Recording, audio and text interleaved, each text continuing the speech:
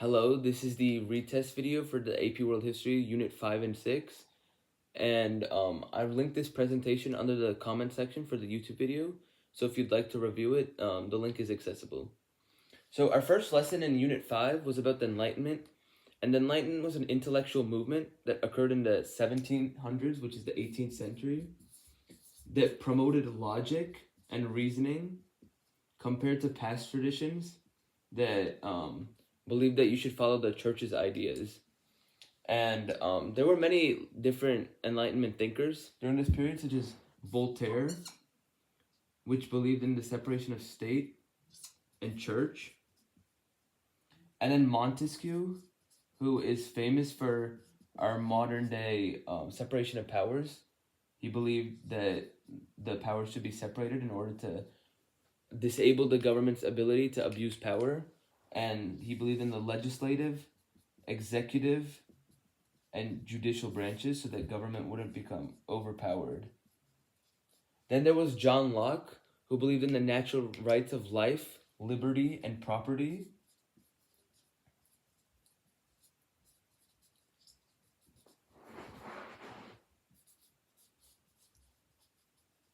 And then Rousseau believed in the Rousseau contract, which basically stated that people gave up certain rights to the government in exchange for the government's freedom. And then Thomas Hobbes, he believed in a strong government because people were horrible, in his opinion, and they needed a strong government in order to control them and prevent them from doing bad things. And then Mary Wollstonecraft was the leader of early feminism. She fought for women's rights. She fought for voting rights, equality for men, women's ability to work, and equal treatment as men. And so the Enlightenment led to many things, such as the abolition of slavery, because it was against John Locke's idea of right to liberty and property, since people were enslaved, and they weren't able to own any property because everything that they owned was their landlords. It also led to the fight for women's suffrage and women's equality, thanks to the beginning of early feminism by Mary Wollstonecraft.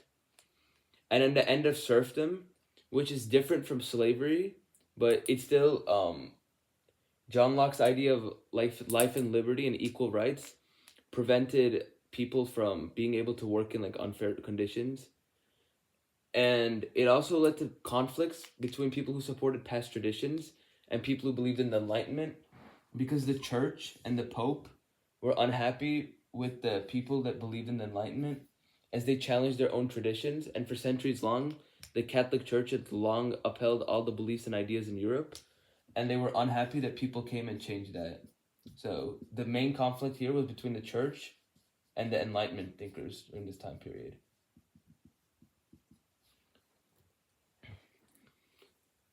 And then moving on to lesson 5.2.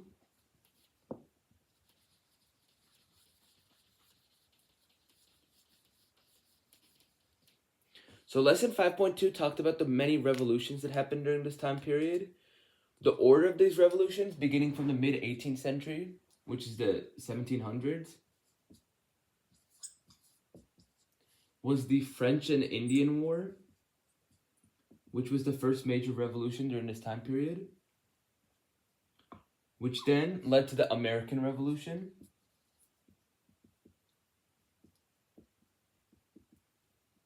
And the year that's famous for this is 1776. And then this inspired people in France who were being treated unfairly by their government, including King Louis, and led to the French Revolution and the overthrowing of King Louis and Marie Antoinette. And then after the French Revolution, the Haitian Revolution occurred.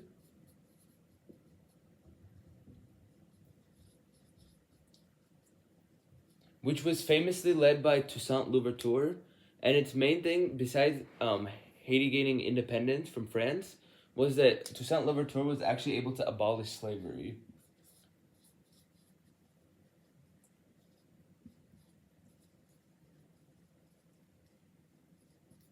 And the significance of that is many imperialistic countries like including the U.S. during this time period, although the U.S. gained independence, there was still slavery, and the imperialized nations in South America, Asia, Africa, they still all had slaves, but Toussaint Louverture was able to abolish it just by prohibiting French control over Haiti. And then after the Haiti Revolution was the Latin American revolutions,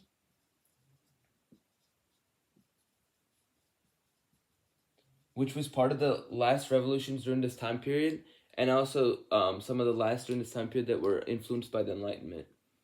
So then we have the Monroe Doctrine.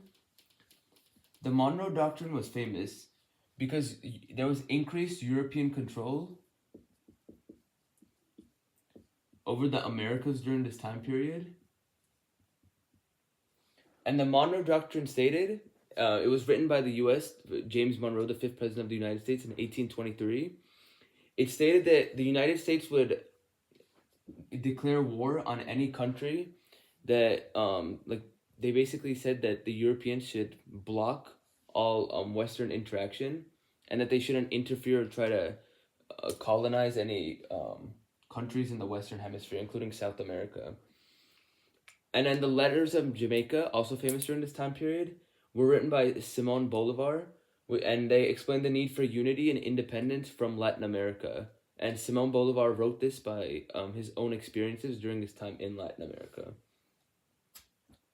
And then the Declaration of Rights of Man and Citizen were written in 1789, which was famously the beginning of the French Revolution.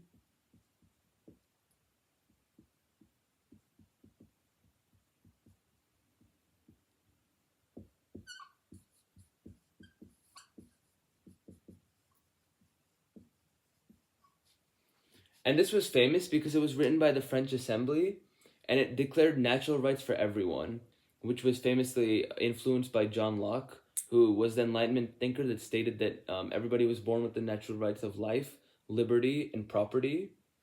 And then the Declaration of Independence was written in the U.S. in 1776, which was also the year that the United States, the American Revolution began. And this document basically stated that the USA was free from British rule, and that they were declaring war and no longer wanted to be ruled by the British. This was also due to unfair taxation and other harsh oppression done by the British to the Americans. So then, during this time period, period 3 is famous for the rise in nationalism, which is the unity in a country, and this basically makes people believe that their country is better than every other country. So this created conflict in many places, and it also led to the unification of Germany and Italy, which would become powerhouses during period 4 and would be involved in both of the major world wars, while it also led to the weakening of the Ottoman and Austria-Hungarian empires due to its lack of nationalism, and the Ottoman Empire being the sick man of Europe during this time period. The Congress of Vienna was also a meeting that the Europeans had as a strategy to maintain peace throughout Europe, because there was growing conflict and tension during this time period, and this would ultimately lead to World War I and World War II in period 4.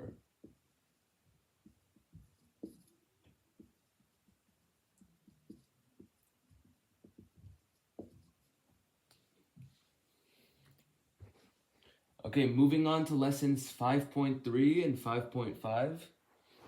So lessons 5.3 and 5.5, we talked about the Industrial Revolution.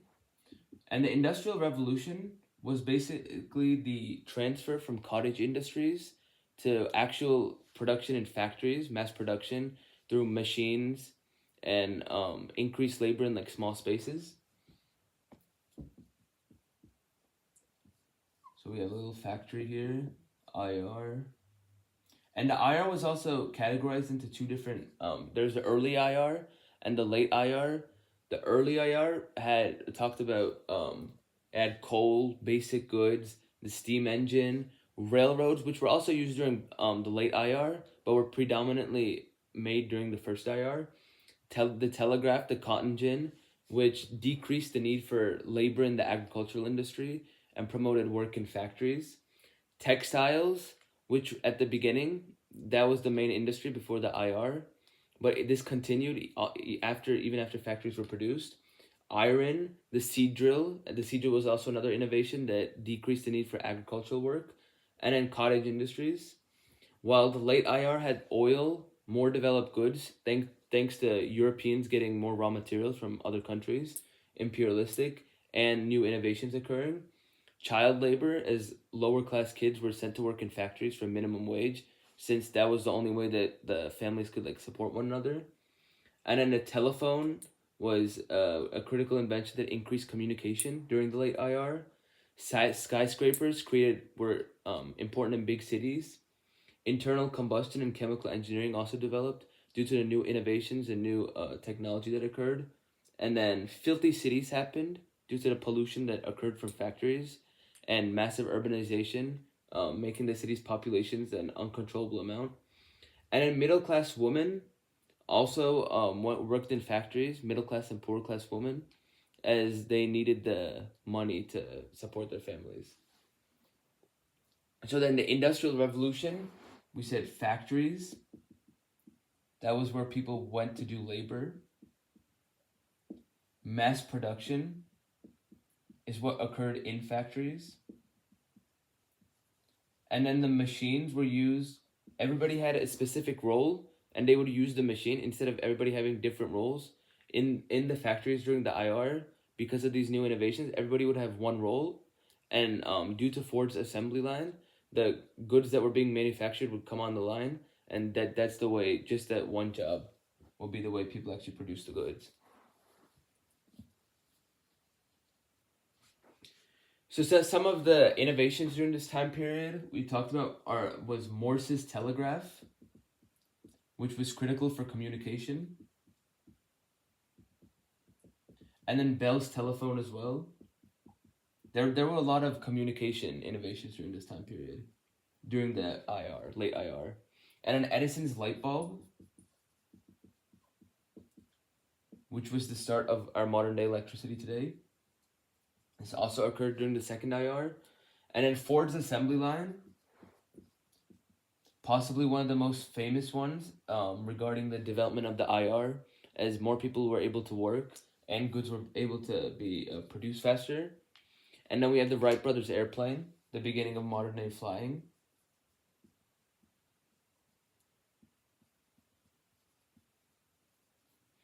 And then we also have a Bessemer steelmaking process, which also occurred during the second IR as steelmaking became more and more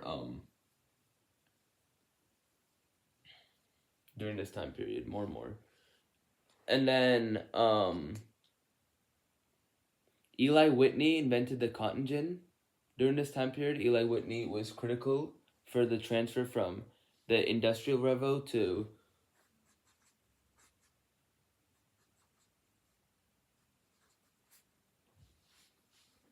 and then moving on to lesson 5.4 and 5.6.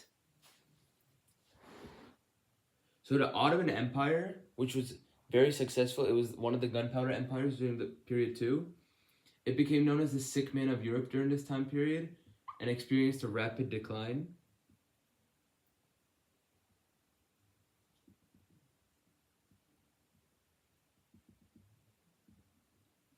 And this would eventually lead to, in period 2 was really successful, in period 3 it fell, and then in period 4, after it joined Germany and Austria-Hungary and lost the war during World War I, it would eventually collapse. But this was the beginning of their downfall. It occurred during period 3. And then Muhammad Ali was famously from Egypt. And he modernized Egypt's economy and industrialized it, just like the Tokugawa would in Japan.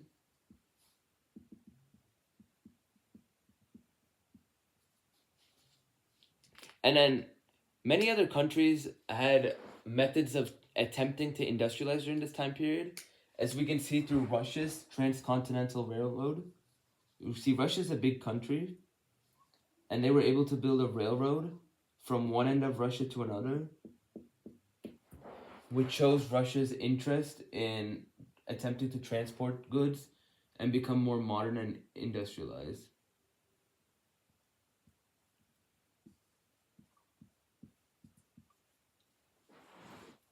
We also had the Meiji Restoration during this time period, and it's important to talk about because it completely modernized, industrialized, and revolutionized Japan.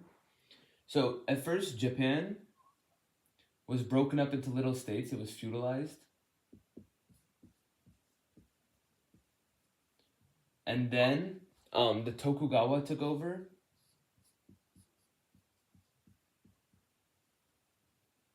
and he centralized Japan, which basically means that it was no longer feudalized.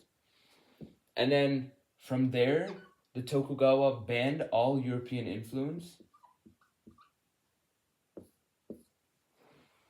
except for some Dutch trade, as the Dutch was successful in the Indian Ocean and East Asia during this time period. And then the U.S. Navy threatened to, and attempted to reopen Japanese borders. And this led to Japan eventually undergoing the Meiji Restoration,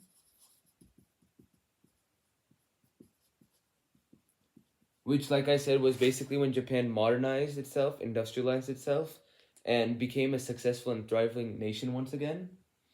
And then this would eventually lead to military victories over China and Russia.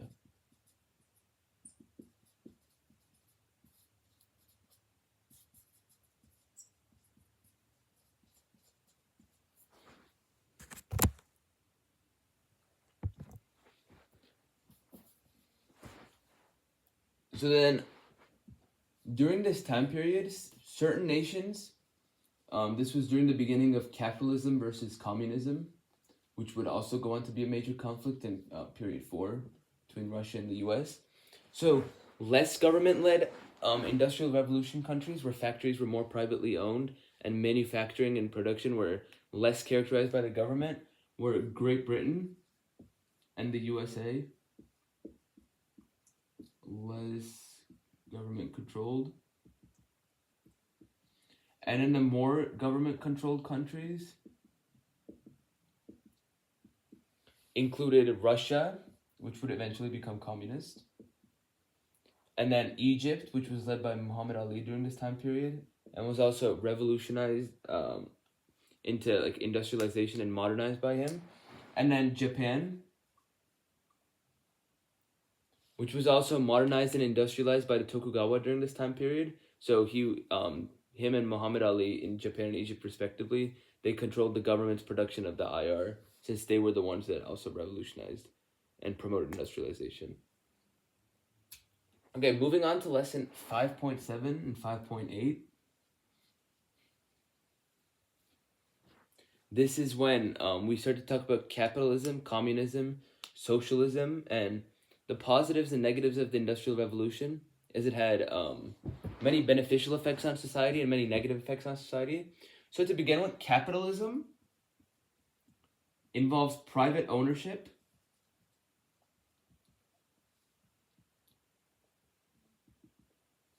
and it also believes that government should not interfere at all with factory work and companies.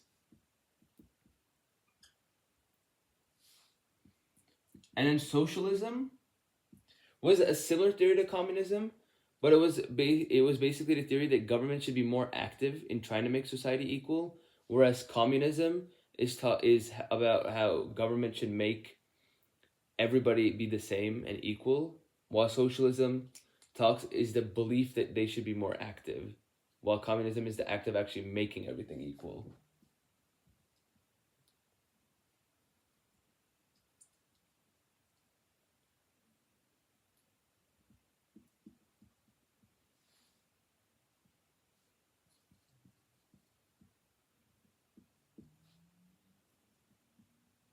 And in communism, contrary to capitalism, it has no private ownership, and the government controls everything, and everybody makes the same amount of money. Everybody has different roles in society, but everybody all ends up being the same. Government control. Okay, so now we're gonna talk about the positives and negatives of the Industrial Revolution. just like every revolution and every new like revolutionary thing, the industrial revolution had many positives and many negatives. So some positives of the industrial revolution were there were more goods being produced.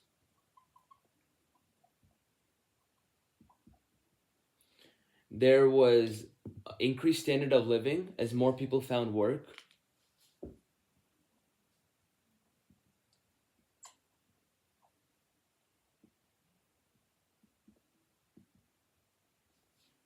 And then there were also technological advancements, as there were many new innovations that led to the success in factories and also continued this success and made things even more efficient over time. However, just like everything, there were also negatives of the IR.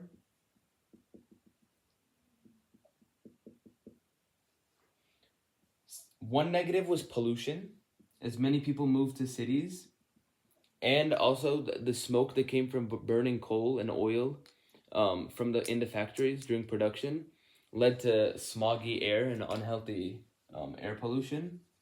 And then rapid urbanization.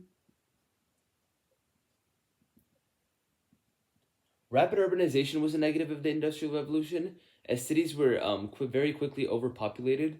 There wasn't enough housing. There wasn't adequate water supply, adequate food supply. Some people came for work in factories, but struggled to find work as there was so much demand due to the new innovations occurring in the agricultural field. And then the Industrial Revolution led to poor wages, which was also another negative. And this occurred due to, since there was a high demand in jobs, companies believed that they could easily rip off people into working for poor amounts of money, and they were successful in doing this. And then a final negative of the IR was, like I already mentioned, not enough housing, which in a way is connected to the rapid urbanization, as rapid urbanization led to led to contractors not being able to build houses quickly. So people were either homeless on the streets or crunched up into small apartments. So the inequalities of the Industrial Revolution caused many things. Some of these things were labor movements and organizations. It also led to strikes where workers refused to work if their wages were not increased, and then or if their working conditions weren't fixed, and then also political movements. As before, like even today, our political movements involve the economy, and like in the U.S., like which party like focuses more on labor things that might influence some people's votes. And this was kind of the beginning of these political movements, as when people moved to like they became more involved in government, and this increased demand for good working conditions and fair wages led to this being involved in politics.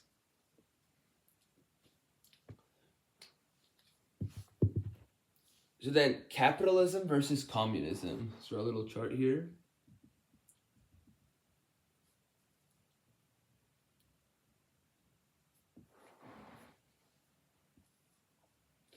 Capitalism believed in less government, as it was private ownership, and then private ownership.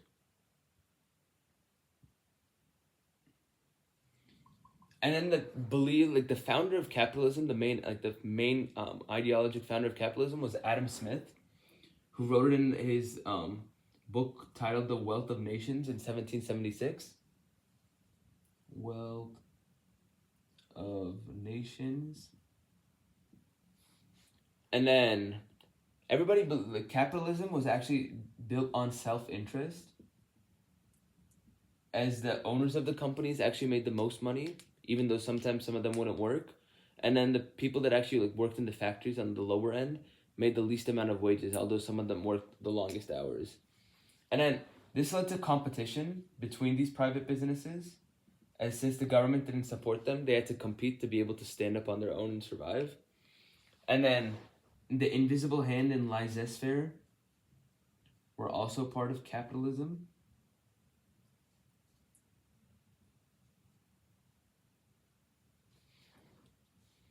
And then communism was just like Adam Smith was for capitalism. Karl Marx in his book titled The Communist Manifesto. He was the one that actually started these communist beliefs and believed that due to capitalists and increasing self-interest and government not playing a role in this, the wealth gap was becoming increasingly higher. So in his Communist Manifesto, he wrote that people should rise up and fight against the capitalist factory owners and business owners that were becoming richer as time passed. Communist Manifesto. And then he believed in increased government, complete 100% government role in factories in order to ensure equality.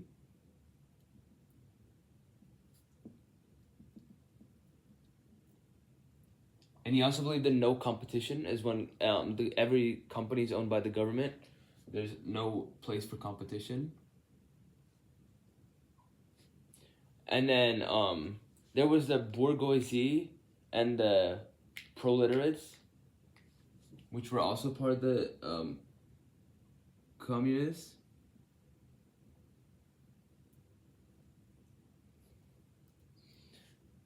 And the proletariats basically stated that they would unite in revolution, like I mentioned earlier, what Karl Marx said, and strike against the ruling class, which was the class that owned the factories. Factory class protest. And then the bourgeoisie are the people that control means of production. They would control means of production and abolish classes in society, which basically refers back to the Karl Marx's belief in the Communist Manifesto that everybody should be equal. Okay, moving on to lesson 5.9 and 5.10. So lesson 5, we talked about nativism in this lesson. It'll also be brought back up in Unit 6.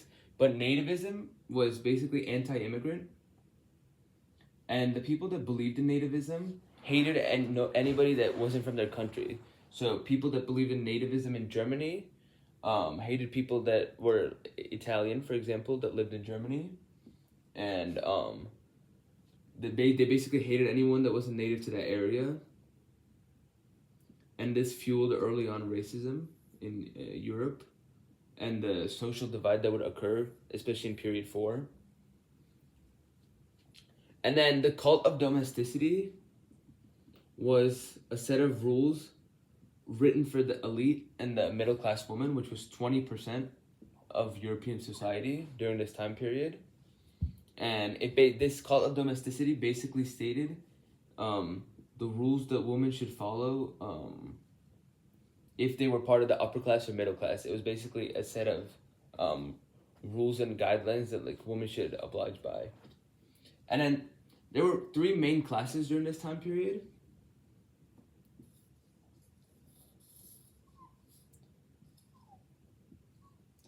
There was the working class, which was a whopping 80% of the population. And these were the people that worked in factories, or before the IR, they worked in the cottage industries.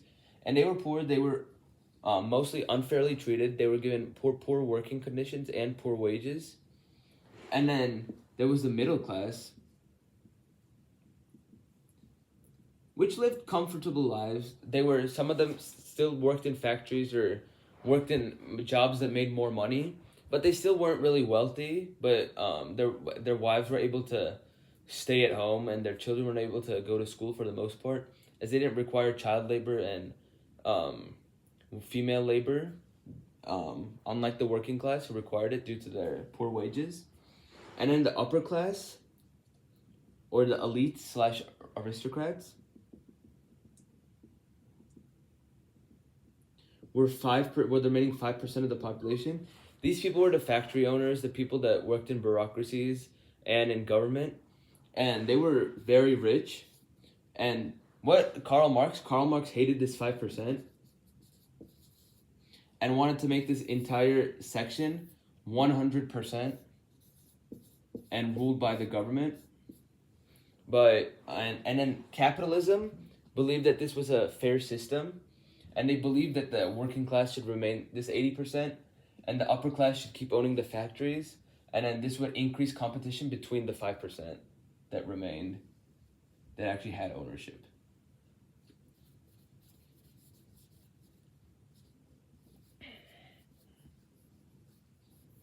And this working class, the 80%, was also critical in helping to develop industrialization and keep the Industrial Revolution going. They were the main workers during this time period.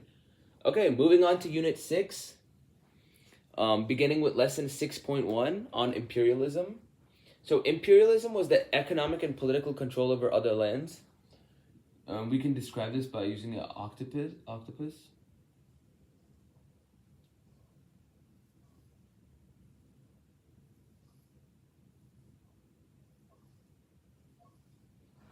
And this octopus was basically all the European countries.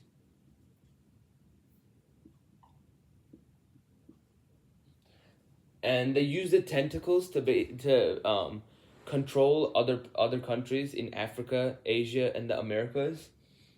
And like I said, imperialism is the economic and political control over other lands.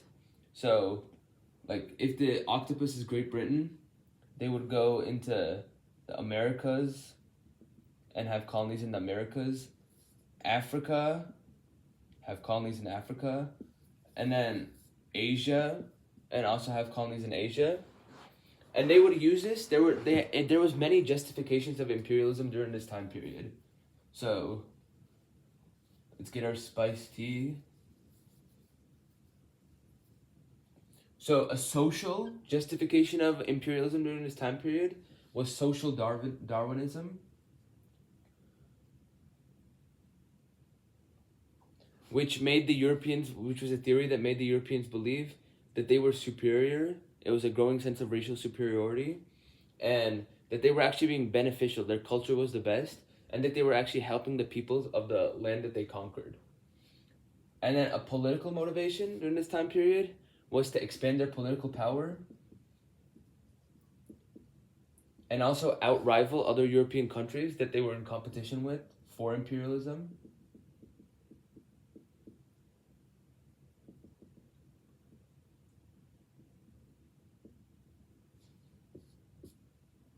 And in interactions with environment, they needed natural resources / raw materials. And this was due to the continuing growth of the Industrial Revolution and work in factories. And they wanted to be able to produce manufactured goods. But to get these manufactured goods cheaply and have a variety of them, they needed other countries as sources. So then culturally, they wanted to convert people to Christianity, which is a continuity from period 1 and period 2. So convert to Christianity. It's a little cross there. And then economically, it was that they needed new markets to be able to sell their goods, trade, and again, also raw materials, and expanding their economic power and dominance, which was again similar to why they wanted to conquer politically, because the main two things in Europe during this time period were political and economic power, and these were the two factors that the European countries competed for. And in technology, there were new steam-powered ships that made crossing the Atlantic Ocean easier and encouraged faster trade.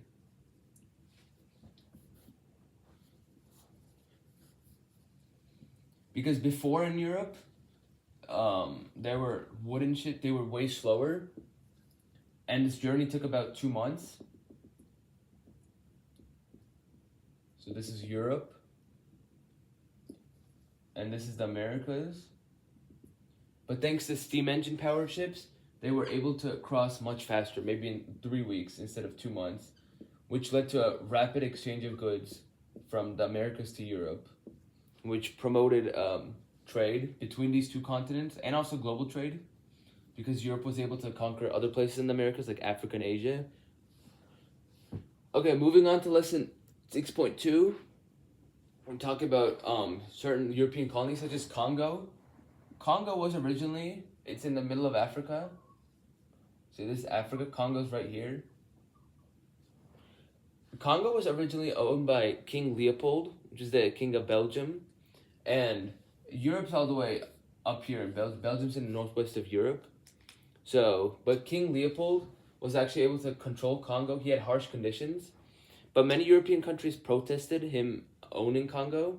So the ownership actually shifted from King Leopold to the Belgian government during this time period. So Leopold to Belgian gov. And then the Berlin Conference of 1884 was famous as it was held as a scramble for Africa. It was held in Berlin, Germany, amongst all the European powerhouses. And this was basically a meeting where the European powers that want to imperialize Africa talked about their boundaries and which owned which. And this also created conflict as well. As many of the European countries wanted land in Africa, but only a few of the powerhouses got them, such as England, France, Belgium, Germany, Italy, Spain, and Portugal, and the Dutch. So then there were also reasons for state expansion during this time period. State expansion was critical as they needed new methods of mass production and mechanism. They needed markets and materials, which was an economic justification of state expansion. The need for more resources, and they were able to get these from Africa and Asia and the Americas. And then imperialism was the best way to obtain these raw materials since they had complete economic and political power. And this led to decolonization occurring and then negotiations between countries to determine which country got which land. Moving on to lesson 6.3. So in this lesson, we're going to be talking about India for the most part. So this is India. It's in Southeast Asia. And during period 2, this was famously home to the Mughal Empire, which was a Muslim gunpowder empire. So the sepoys were Indian soldiers hired by the East India Company, the EIC, and the Sepoy Mutiny, the rebellion of 1857, led to the downfall of the Mughal Empire that it had existed since period 2, and this led to complete British control over India until India would gain independence from Britain in 1947. And then, other things to talk about in this lesson, the ghost dance was famous.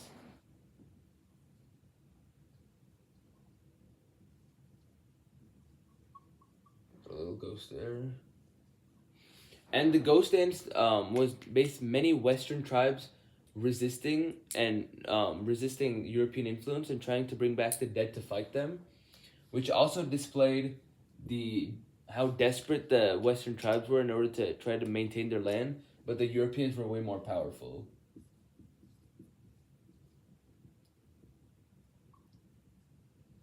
Versus 100%. As the Europeans had more resources, they had more economic power, they had more political power. They believed in social Darwinism, and this was a motivation for them, as they believed that they were actually helping the people, while the people didn't want them to conquer them. And then Tupac Amaru II, he was a Incan leader in South America. We talked about the Incans, Mayans, and the Aztecs in period 1. But South America, and Tupac Amaru was a leader of the Incan uprising against Spanish in Peru, which is on the west part of South America. And Tupac Amaru fought against the Spanish, which was a European powerhouse, located in Western Europe, which also gave Spain an advantage for Atlantic Ocean trade and imperialism. And when Spain went to South America to imperialize Peru, Tupac Amaru led the Incans against the Spanish. Okay, then next to talk about a famous war during this time period is the Boer War, which occurred in South Africa, which is the very bottom part here of Africa. And this war occurred between the Dutch and the British, which were famous during this time period as India, right here. Say this is India. The Dutch and the British both the Dutch had colonies here in Southeast Asia, such as Indonesia, the Spice Islands, and then Malaysia. And then the British controlled India. So these two, they already had massive influence in the Indian Ocean, which is this area. It's the Indian Ocean. They're already famous in Indian Ocean trade, and we can remember from period 2 the Dutch and the Portuguese, they were involved in trade post empires, which was along Africa, and South Africa was one of these places. But since the British had increasing control in period 3 over Africa, the Boer War was fought between the Dutch and the British in South Africa, and it was for control over South Africa.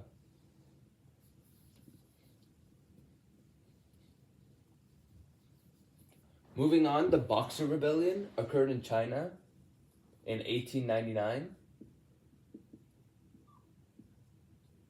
And the Boxer Rebellion was basically a nationalist Chinese movement to end European influence. As we talked before, nationalism makes people believe that only the native people of an actual country, they're superior.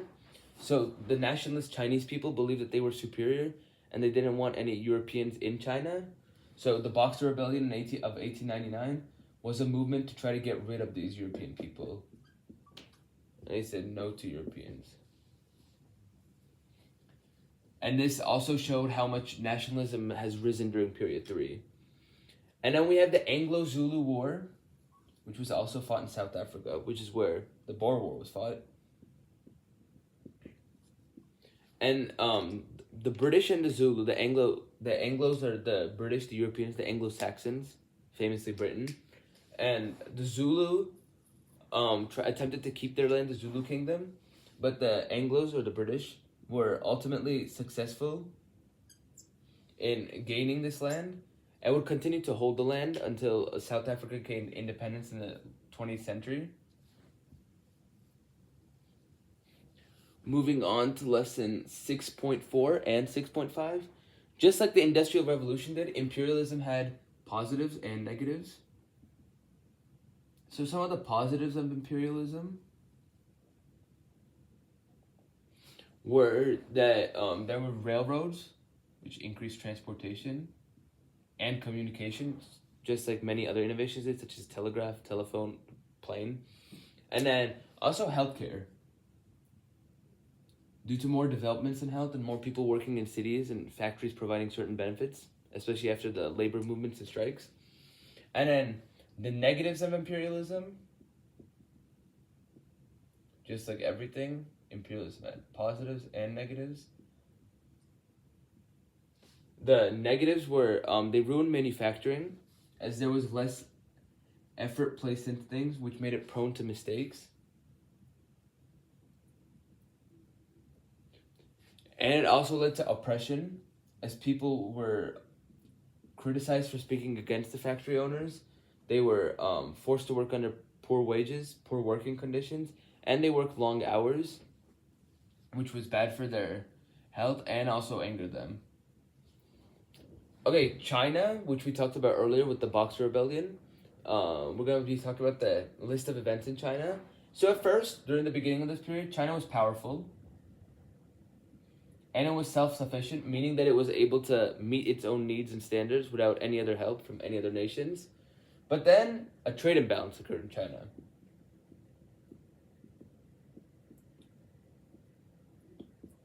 Which led to the Opium Wars, which was like a trade war fought between Britain and China. British and Chinese. Which would eventually lead, after this conflict occurred, China became unstable, and it went into a civil war period, which is known as the Taiping Rebellion. Chinese Civil War. And then the spheres of influence, due to this Taiping Rebellion, China was no longer powerful. China was weak. And due to this weakness, China was attempted to become imperialized by European countries, and this was known as the spheres of influence.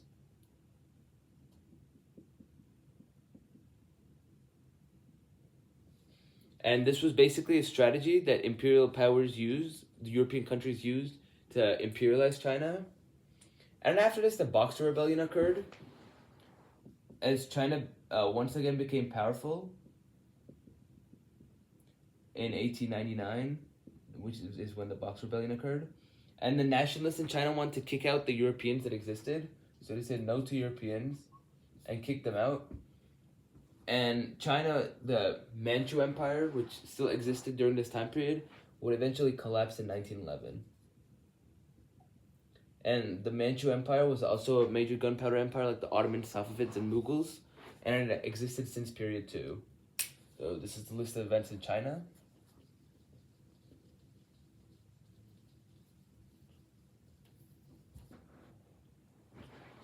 And then a Banana Republic.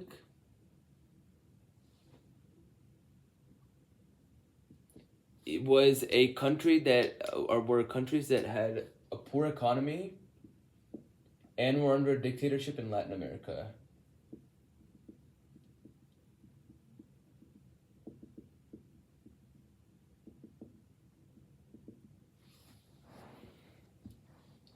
Okay, moving on to lesson 6.6. Nope. We have the regional goods and production. So, during this time period, in the Midwest, American Midwest, there was wheat production, and in the Amazon basin, which is in South America, it was famous for rubber production. And in Argentina and Uruguay was meat and cattle, or Messi's meat, that's how we refer to it.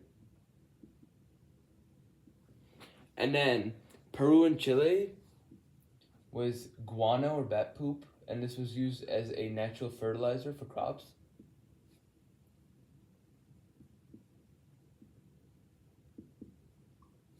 And then West Africa was palm oil.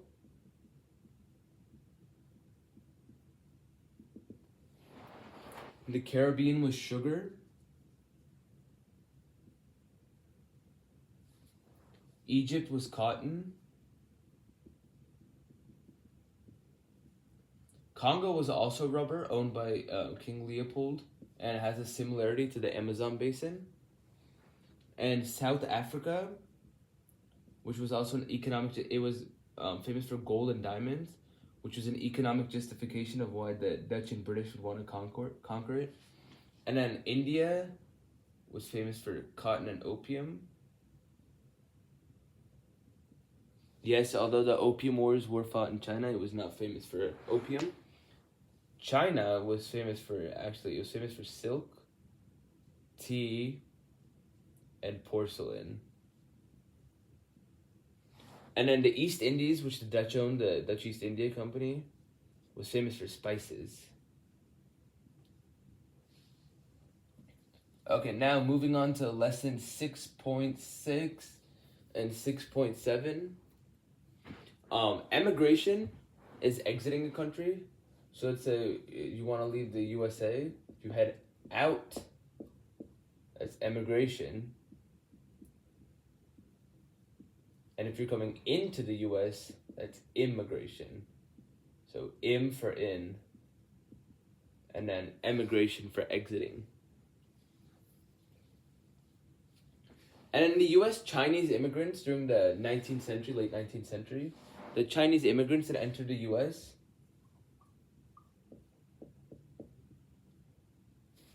they built a transcontinental railroad. So the Chinese immigrants were responsible, since China's over here, they crossed the Pacific Ocean. The Chinese immigrants were responsible for building the western part.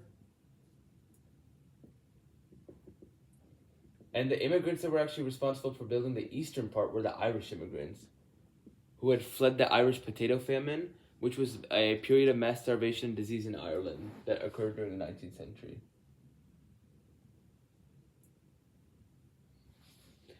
And then push factors, which pushed the Chinese and Irish out of their countries. So some of the push factors, this is also transcontinental railroad, by the way. Push factors include dictators. This is modern day as well, throughout history, it's a continuity. Dictators,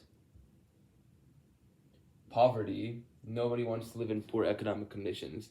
Religious restriction, which was originally the reason why people from the U.S. fled Britain, the original colonists. And then droughts as well, as we could see through the Irish potato famine. And in pull factors, again, these are also continuities. Modern day still happens.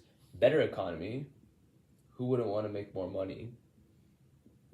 And then family abroad.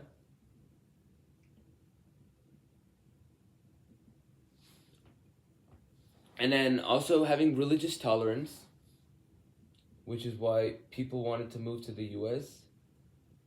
back when they first did in the 17th century and 18th century. And people still do that today. And then food as well. The more food, the more you thrive. And then so ethnic enclaves were basically... So for example, let's take the USA. Chinatown in California, it's comprised of 90%, let's say 90% Chinese people. But then the surrounding area is built of many different races. That would be an ethnic enclave. It's a certain group, it's a certain ethnicity combined into a certain area. But then surrounding that area, it's not the same members of those ethnicities. It's a bunch of different ethnicities. So that would be an example of an ethnic enclave. And then finally, lesson 6.8. Basically, I just wrote a quick summary about imperialism. And imperialism had many significant effects during this time period. It was beneficial for Europeans because it provided new markets. It provided new resources and raw material sources. It helped them gain economic and political power. And it also helped them spread Christianity, which had been a long-term cultural goal since period 1. It was a long-term continuity. But it also had negative effects such as oppression from the people that they conquered. People didn't want to be conquered by the Europeans. They were unfairly treated. They were robbed of their raw materials for unfair exchange. And they were no longer able to govern themselves as the Europeans had complete political power as well as economic. And basically this led to these colonies being unsuccessful, which is why the imperialism had negative effects. But it also had many positive effects for the countries that did attempt to imperialize. Thanks for watching this video and all the lessons. This is the Unit 5 and Unit 6 AP World History retest presentation. Again, this slideshow will be in the comment section, and I will make the link accessible, so if you'd like to review it, that'd be great. Thank you.